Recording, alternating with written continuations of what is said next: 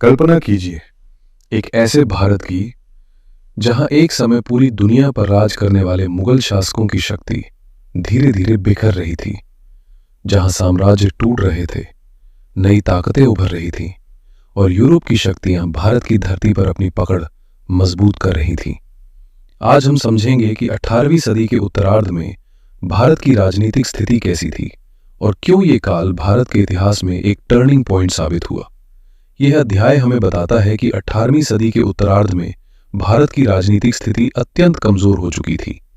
1707 में मुगल सम्राट औरंगजेब की मृत्यु के बाद मुगल साम्राज्य का पतन शुरू हो गया। धीरे धीरे केंद्र की सत्ता कमजोर होती गई और प्रांतों के शासक अधिक स्वतंत्र होते चले गए। उस समय भारत कई छोटे छोटे राज्यों में बढ़ता जा रहा था। दिल्ली, अवध, बंगाल, हैदराबाद, मैसूर, मराठा शक्ति, ये सभी अपने अपने क्षेत्र में प्रभाव बना रहे थे। 1719 ईस्वी से लेकर 1740 ईस्वी तक दिल्ली में कई कमजोर शासक आए और गए। इस कारण केंद्रीय सत्ता और भी कमजोर हो गई। प्रशासन में स्थिरता नहीं रही।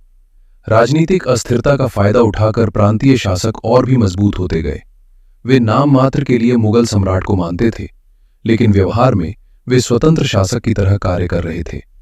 इसी समय यूरोपीय शक्तियां भी भारत में सक्रिय हो चुकी थीं।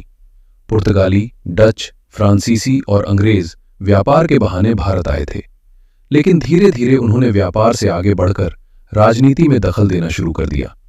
1739 में नादिर शाह ने भारत पर आक्रमण किया और दिल्ली को लूट लिया। यह घटना मुगल साम्राज्य की कमजोरी का सबसे बड़ा प्रमाण थी। 1747 के बाद अहमद शाह अब्दाली ने भी कई बार आक्रमण किए। इससे उत्तर भारत और अधिक अस्थिर हो गया। देश में लगातार राजनीतिक अव्यवस्था, शासकों की कमजोरी, आर्थिक संकट और विदेशी आक्रमणों ने मिलकर भारत की केंद्रीय सत्ता को लगभग समाप्त कर दिया। यही वह समय था जब अंग्रेज ईस्ट इंडिया कंपनी ने भारत में अपने पैर मजबूत करना शुरू किया। व्यापारिक कंपनी धीरे धीरे राजनीतिक शक्ति में बदल रही थी।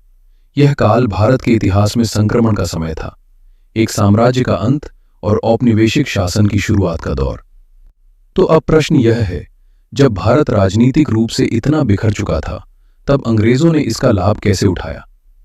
अगले भाग में हम समझेंगे कि ईस्ट इंडिया कंपनी ने व्यापार से शासन तक का सफर कैसे तय किया और भारत की किस्मत कैसे बदल गई।